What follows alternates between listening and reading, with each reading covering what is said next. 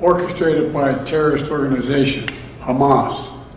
In this moment of tragedy, I want to say to them and to the world and to terrorists everywhere that the United States stands with Israel.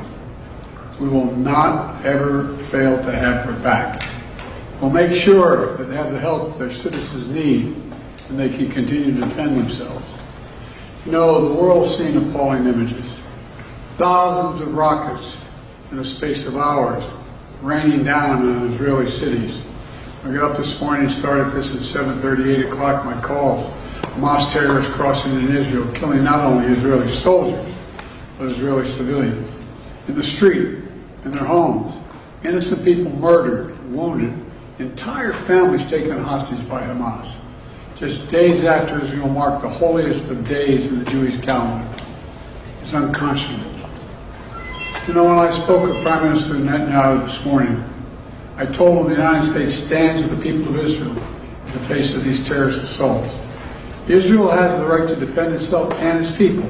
Full stop. There's never justification for terrorist attacks. And my administration's support for Israel's security is rock solid and unwavering. Let me say this as clearly as I can. This is not a moment for any party hostile to Israel to exploit these attacks to seek advantage.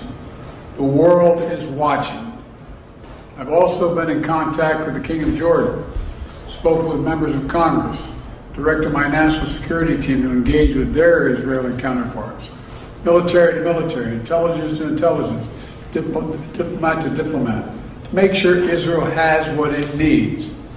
I've also directed my team to remain in constant contact with leaders throughout the region, including Egypt, Turkey, Qatar, Saudi Arabia, Jordan, Oman, the UAE, as well as our European partners and the Palestinian Authority. It's also a terrible tragedy on a human level. It's hurting innocent people.